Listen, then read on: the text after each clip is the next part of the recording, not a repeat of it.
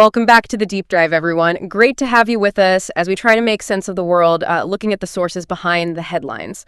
Okay, today we're diving deep. We've got the very latest from the Stylo News Strategic Watchlist, and we're really focusing in on their China Taiwan strategic assessment.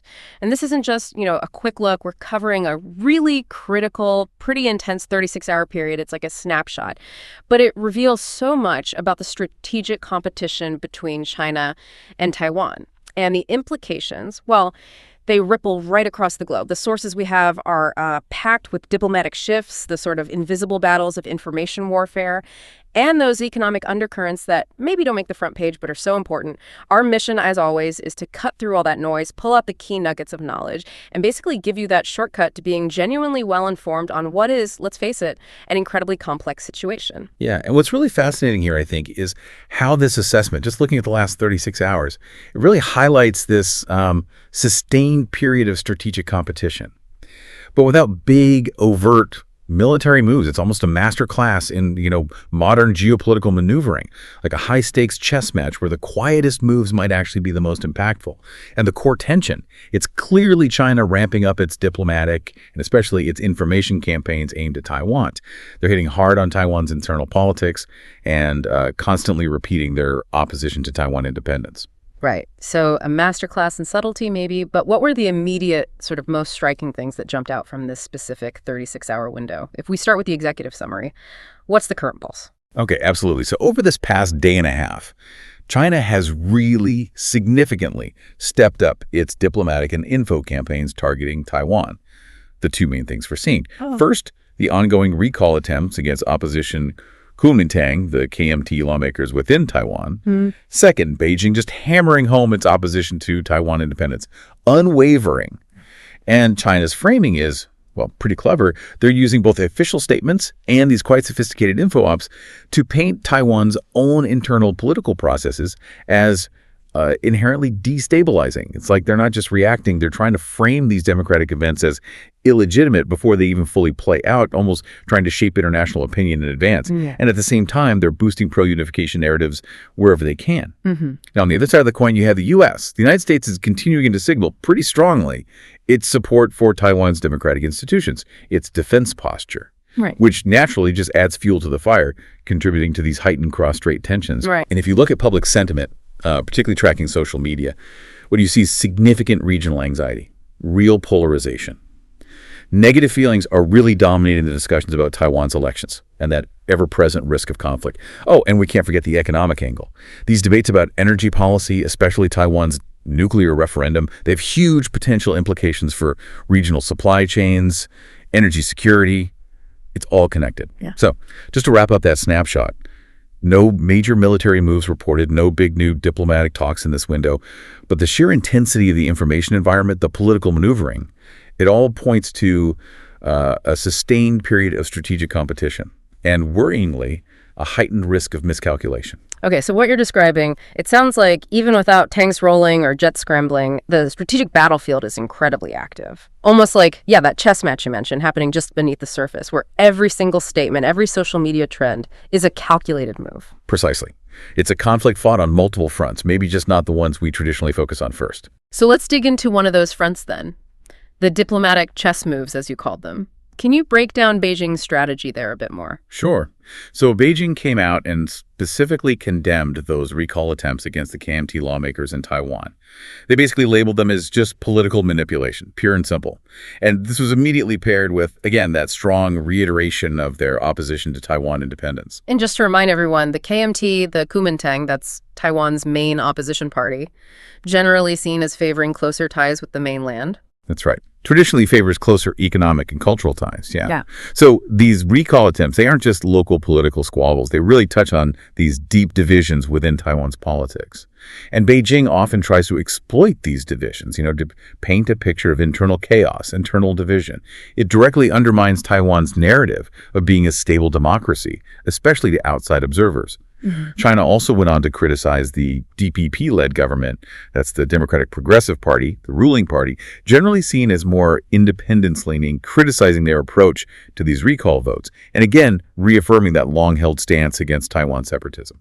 Okay, so strong words from Beijing. What about the U.S. response in this period? Well, the counterpoint, as expected, was the U.S. reaffirming its support. Support for Taiwan's democratic processes, support for its defense capabilities. But what's really crucial to note from these 36 hours is what didn't happen.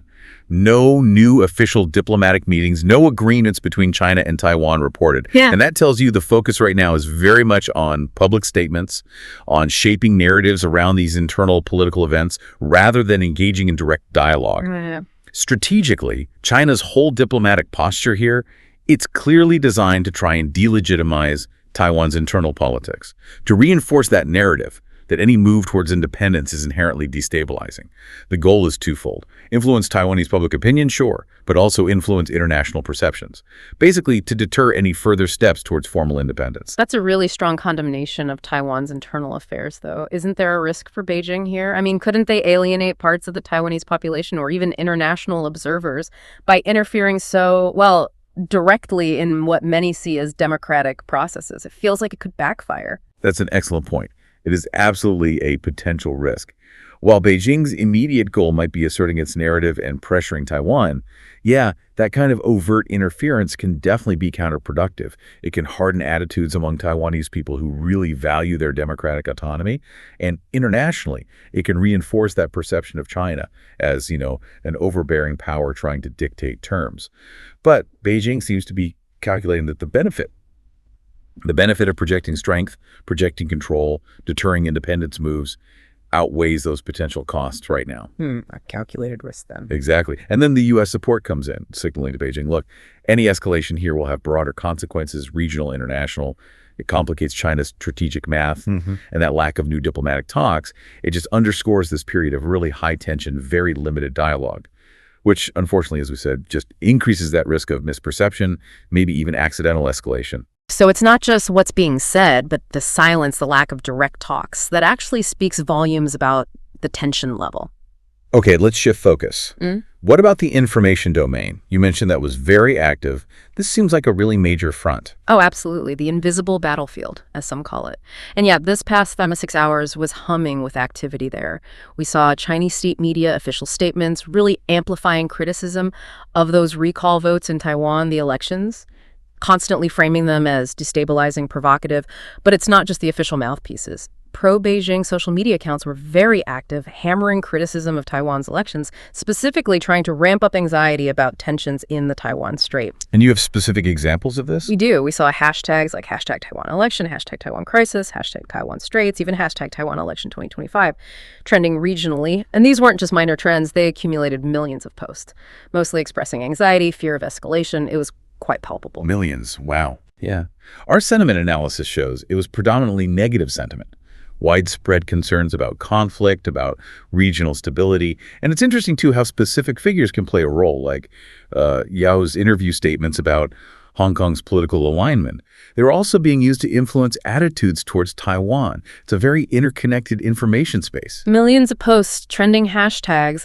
It makes you think about the machinery behind it all, not just the volume. How sophisticated are these ops? How do they actually manage to generate that much anxiety? It does sound like that strategic game of Go, but played out across the entire internet. You've really hit on a key aspect there, the sophistication. It isn't just random noise. China's information operations are incredibly focused. They're strategically designed to shape those regional and international narratives. The goal: portray Taiwan's political developments as illegitimate, destabilizing. Okay. They use state media effectively, sure, but it's combined with these coordinated social media campaigns. It looks like a network of accounts all pushing the same message. And it's working. To a degree, they've definitely succeeded in amplifying pro-unification and anti-independence messages. And at the same time, they're busy sowing doubt about the legitimacy of Taiwan's democratic processes. That dominance of negative sentiment, that anxiety we see on social media, that points to a measurable impact on public perception. It increases polarization, and again, that risk of miscalculation just goes up. Now, the U.S. and Taiwan, their messaging emphasizes democratic resilience, strength, but right now, China's info ops seem more cohesive, maybe more far-reaching. They're building that narrative, as you said, almost brick by digital brick across these vast online spaces. Building a narrative brick by brick online. That's a powerful image. Okay, so beyond the digital realm and the diplomatic statements, were there other, maybe quieter undercurrents we should be aware of, even in areas where there wasn't much overt activity? What does that lack of activity tell us? Absolutely. Even where things seem quiet, it contributes to the overall picture. Shows Right. how comprehensive this competition is. Let's take military developments. Mhm. Now, we have to reiterate, no significant new military maneuvers, no big finished defense policy shifts reported in these 36 hours. But the very lack of overt military moves during such intense info warfare, that's telling in itself. Also, it suggests a really calculated strategy. Avoid giving Taiwan or its allies a clear, undeniable reason to escalate militarily, even while the underlying military readiness, you can be sure, on both sides, remains extremely high. Observers are noting that the political shifts in Taiwan towards maybe a more balanced landscape that's influencing future diplomatic and security dynamics across East Asia. But the current environment, this political and information pressure cooker, it's contributing in itself to a heightened state of alert among regional militaries. It's like a constant war of nerves, testing perceptions, testing deterrence, and that, again, increases the risk of miscalculation or unintended escalation, just tripping over a wire, metaphorically speaking. Right. So the quiet on the military front might actually be part of the strategy. What about economics? You mentioned the energy debate. Yeah, turning to economic developments. That debate in Taiwan over energy policy, particularly the nuclear referendum, the future of their nuclear power plants, it's hugely significant. It has potentially major implications for regional energy markets, obviously, but also, crucially, for global technology supply chains. Think semiconductors. Taiwan is dominant there. Right, the chips everyone needs. Exactly. Any instability in Taiwan's energy sector can send ripples worldwide. Meanwhile, China keeps up that geopolitical pressure on Taiwan's economy, especially the semiconductor sector. The intention seems clear. Exploit potential vulnerabilities, deter moves toward independence by threatening economic stability, basically using economic leverage as another strategic tool in the box. And briefly, what about things like law enforcement, intelligence, finance? Any ripples there? In this specific 36-hour window, no major new activities were reported in those areas. But they're always there, strategically important. Potential tools for signaling resolve or for escalation if needed. Law enforcement actions, for example, could be used selectively against individuals or organizations. Intelligence gathering, especially cyber and information surveillance, almost certainly ongoing at a high tempo, given the intensity of the info environment. It's crucial for early warning, but also carries risks of misinterpretation. And finance. Stable for now, but the potential for financial levers to be used coercively if tensions ramp up remains very real. That could affect everything from investment to trade flows. So piecing this all together, even without, an immediate military crisis unfolding, the pressure points are just everywhere, from Taiwan's energy choices to the chips in our phones and computers. It really highlights how interconnected these big strategic moves are with our everyday lives, how seemingly distant politics can have very direct, very tangible impacts. Okay, let's pull back for the big picture now. What's the overall strategic assessment coming out of this analysis? What are the key risks we should be watching? What's the likely outlook? Okay, synthesizing it all. The China-Taiwan situation, it remains undeniably tense. The main characteristic right now is this intense diplomatic and information operations activity rather than overt military or major economic escalation. Beijing's strategy is clearly focused on leveraging political events inside Taiwan to push its anti-independence narrative and try to delegitimize Taiwan's democratic system. All the while, you have the U.S. continuing to signal that unwavering support for Taiwan, which creates this very delicate, tense balance. The information environment, as we've discussed, is highly polarized. There's significant public anxiety, and critically, that elevated risk of miscalculation hangs over everything. And then you layer on the economic and energy policy debates, which just add more complexity, especially given Taiwan's absolute crucial role in global supply chains. And the specific risks identified in the assessment? Right, they highlighted 4 key ones. First, the escalation of these information operations could lead to misperceptions, maybe even trigger an unintended military incident, the fog of digital war causing real-world mistakes.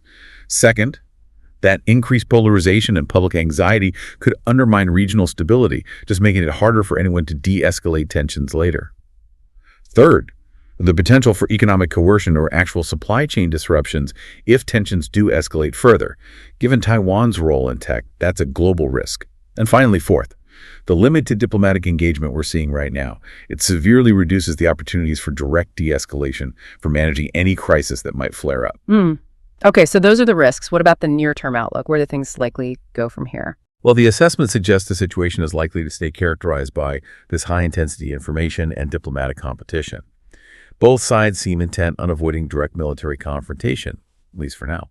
But that risk of escalation, it remains elevated, mainly because of that polarized information environment and the lack of robust diplomatic channels. Economic and energy policy developments in Taiwan will continue to be really significant factors influencing the broader strategic balance. You can bet all actors are watching very, very closely for any shifts there that could alter the status quo. It's basically a period of persistent, complex strategic pressure. It certainly paints a vivid picture. And frankly, yeah, a bit unsettling. A very dynamic period of strategic competition. It really sounds like the world needs to keep a very close eye on these shifts, even the ones that seem subtle, because the potential ramifications are just enormous. This deep dive has really laid bare how many layers there are to this challenge. So, as we wrap up this deep dive, looking at the Stylo new strategic watch list, we've really seen just how intense and complex this competition is. Even just looking at a 36-hour slice of time, it's clearly not just about traditional power plays anymore.